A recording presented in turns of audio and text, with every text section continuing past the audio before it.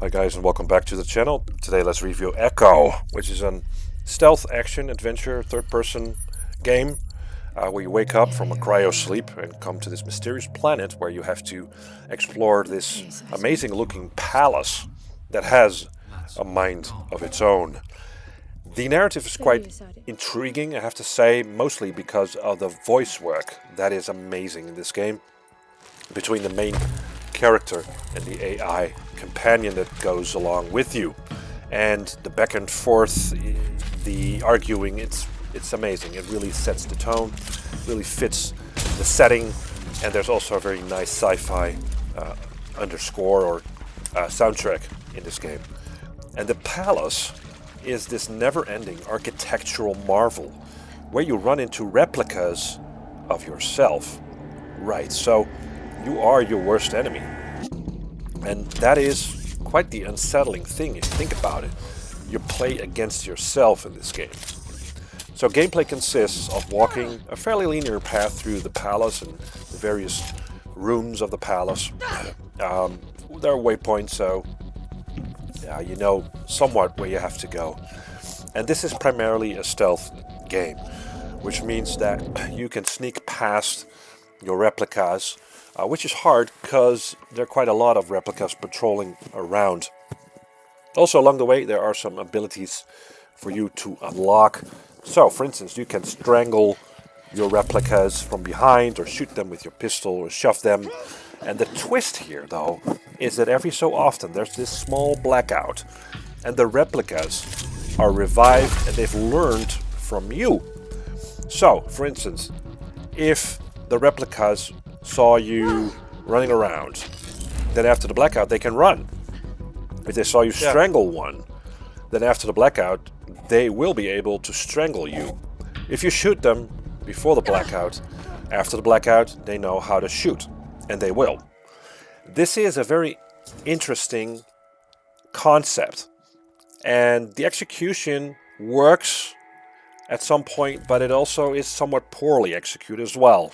So I have this sort of double, it's a double thing. It does work in a way that you will see that it gets harder. It gets harder when you use most of your abilities like vaulting and jumping and running. Then you will see that the enemy will do that as well.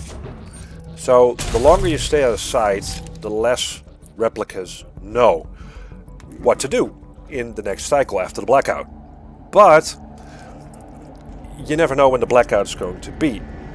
So at some point, because of the design of the palace, at some point you need to vault and open doors. So there's no completely avoiding certain actions.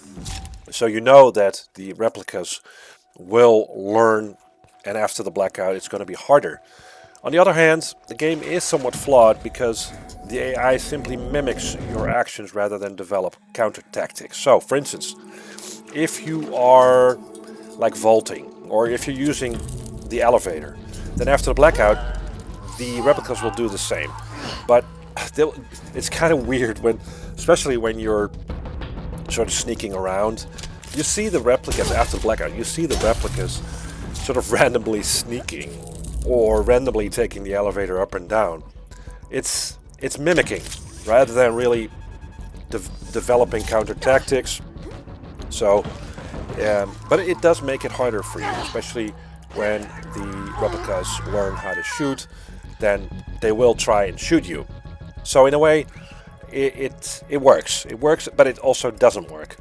And the paradoxical thing of this game is that it only rewards you for actually not using the abilities that you unlock as you progress, because you don't want the clones to learn how to cross water, to vault, or how to take elevators.